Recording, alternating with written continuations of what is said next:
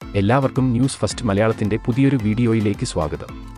Cricket വാർത്തകൾ ആദ്യമേ അറിയാൻ ഈ ചാനൽ മറക്കാതെ സബ്സ്ക്രൈബ് ചെയ്യുക. അങ്ങനെ ആരാധകർ കാത്തിരുന്ന വേൾഡ് കപ്പ് ഫൈനൽ എത്തിയിരിക്കുകയാണ്. ഇന്നാണ് ഇന്ത്യയും സൗത്ത് ആഫ്രിക്കയും നേർക്കുനേർ വരുന്നത്.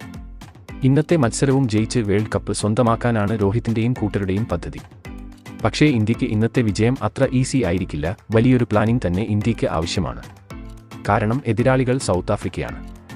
ഈ ഒരു ലോകകപ്പിൽ ഉടനീളം സൗത്ത് ആഫ്രിക്ക മികച്ച കളി തന്നെയാണ് കാഴ്ചവെച്ചിട്ടുള്ളത്. ഇന്ത്യയെ തോൽപ്പിക്കാൻ അവർ ഇന്ന് ഏത് അറ്റം വരെയും പോകും. അതുകൊണ്ട് ഇപ്പോൾ ഇന്ത്യൻ ടീമിൽ വലിയ മാറ്റങ്ങളാണ് ടീം മാനേജ്മെന്റ് കൊണ്ടുവന്നിരിക്കുന്നത്. പുതിയൊരു താരത്തെ പ്ലേയിങ് 11-ലേക്ക് കൊണ്ടുവന്നിരിക്കുകയാണ്.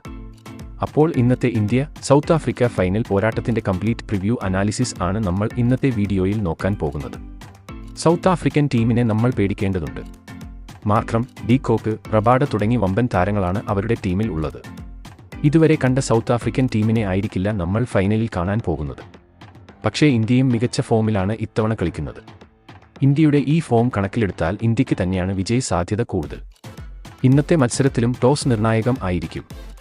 ടോസ് ലഭിക്കുന്ന ടീം ബാറ്റിംഗ് തിരഞ്ഞെടുക്കാനാണ് സാധ്യത. സെമിയിൽ ടോസ് നേടി ബാറ്റിംഗ് തിരഞ്ഞെടുത്ത ഇന്ത്യ തകർത്തടിച്ചിരുന്നു. ഫൈനലും ഇന്ത്യ തകർത്തടിക്കും എന്ന പ്രതീക്ഷയിലാണ് ഇന്ത്യൻ ആരാധകർ.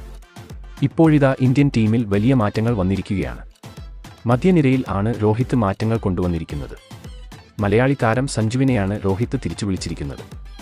ദുബൈക്ക് പകരമായിരിക്കും സഞ്ജു ഇന്ന് കളത്തിൽ ഇറങ്ങാൻ പോകുന്നത്. സഞ്ജു കൂടെ ഇന്ത്യൻ ടീമിലേക്ക് തിരിച്ച് എത്തിയാൽ ഇന്ത്യയെ പിന്നെ പിടിച്ചു കെട്ടാൻ സാധിക്കില്ല. കാരണം നിർണായക മത്സരത്തിൽ തിളങ്ങാനുള്ള കഴിവ് സഞ്ജുവിനുണ്ട്. സഞ്ജുവിന് ഇന്നൊരു അവസരം ലഭിച്ചാൽ സഞ്ജു തകർത്ത് അടിക്കും എന്നത് ഉറപ്പാണ്. അപ്പോൾ ഇന്ന് സൗത്ത് ആഫ്രിക്കയ്ക്ക് എതിരെയുള്ള ഇന്ത്യയുടെ പ്ലേയിങ് 11 നോക്കാം. രോഹിത് ശർമ്മ, വിരാട് കോഹ്ലി, പന്ത്, സഞ്ജു സാംസൺ, സൂര്യകുമാർ യാദവ്, ഹാർദിക് പാണ്ഡ്യ, രവീന്ദ്ര ജഡേജ, അക്ഷർ പട്ടേൽ, കുൽദീപ് യാദവ്, ബുംറ, അർഷദീപ് സിംഗ്. ഇതാണ് ഇന്നത്തെ ഇന്ത്യയുടെ പ്ലേയിങ് 11. മികച്ച ഒരു താരം തന്നെ ഇന്ത്യക്ക് ഇപ്പോൾ ഉണ്ട്.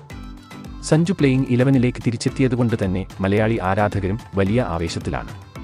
അപ്പോൾ ഇന്നത്തെ ലോകകപ്പ് ഫൈനലിൽ ഇന്ത്യ ജയിക്കുമോ സൗത്ത് ആഫ്രിക്ക ജയിക്കുമോ?